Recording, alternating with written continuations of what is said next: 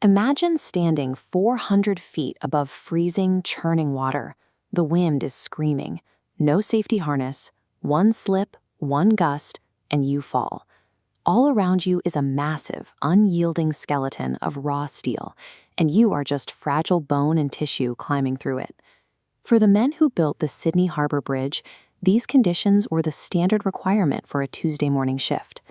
This daily risk was the price of solving a geographical crisis that had physically paralyzed the city of Sydney for decades. This map of 1920 Sydney shows the root of the problem. A deep-water harbor severed the booming metropolis straight down the middle, completely cutting off the North Shore from the central business district. Commuting meant cramming onto severely overcrowded passenger ferries, or taking a miles-long, agonizing detour by road and rail to get around the water. Enter Dr. John Job Crew Bradfield. He proposed a fix that many considered impossible, a colossal steel arch crossing the water, carrying 6 lanes of traffic, 2 railways, and 2 tram tracks. In the 1920s, engineers didn't have computers to simulate the immense stress loads of a structure that large. Every complex mathematical equation had to be crunched entirely by hand. To execute Bradfield's vision, the builders had to push thousands of tons of steel across open air, without the heavy metal tearing itself apart and dropping into the water. The water below was far too deep and the shipping traffic too dense to build temporary support piers in the middle of the harbor. They had to span 1,600 feet in a single bound. This architectural diagram shows their solution, a cantilevered arch construction. Built from opposite shores simultaneously, the heavy halves hung into empty space. To keep them from ripping forward, they were held back by massive cables anchored into bedrock.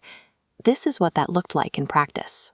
Half of a bridge protruding entirely unsupported over the water, held steady solely by the backward tension of those hidden cables. Until the exact second the two sides finally met in the center, the survival of the entire project relied strictly on absolute physical balance and those hand-drawn equations holding true. Piecing this structure together required over 52,000 tons of raw steel, secured by 6 million individual rivets.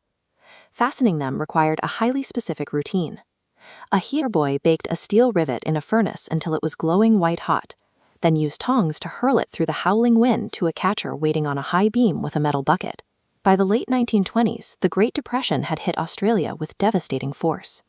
Unemployment hit 32%. There were no hard hats, no tie-offs, and no nets. Tragically, 16 men fell to their deaths during the 9 long years of construction. The ironworkers accepted these brutal conditions because a paycheck on the bridge meant their families wouldn't starve during the nation's worst financial collapse. By August 1930, the 2 massive halves of the arch finally reached the middle, suspended just inches apart over the water.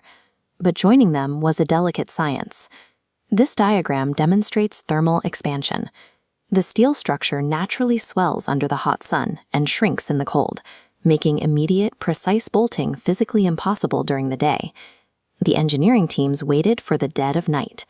At exactly 10 p.m. on August 20th, the temperature dropped, the giant steel plates naturally contracted inward, and workers successfully locked the 2 sides together.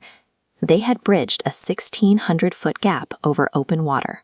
The hand-drawn mathematics they started with a decade earlier had proven to be totally accurate. When opening day arrived on March 19, 1932, nearly 750,000 spectators flooded the massive roadway to celebrate. The official ceremony was highly choreographed. The controversial Premier of New South Wales, Jack Lang, stepped up to the ceremonial ribbon with a pair of golden scissors. Suddenly, a protester named Francis de Groot galloped past security in full military uniform, drew a cavalry sword, and slashed the ribbon himself. Police immediately ripped de Groot off his horse and arrested him. Officials quickly tied the severed ribbon back into a knot, letting the Premier finish the ceremony. Once the crowds cleared, the bridge remained as physical proof that a nation deep in an economic collapse could still achieve a massive structural feat. It stands today as a testament to the ironworkers who climbed into the wind to finally link their city. If you found this story incredible, hit the like button and subscribe. Would you take a job on those beams? Let me know below. Thanks for watching.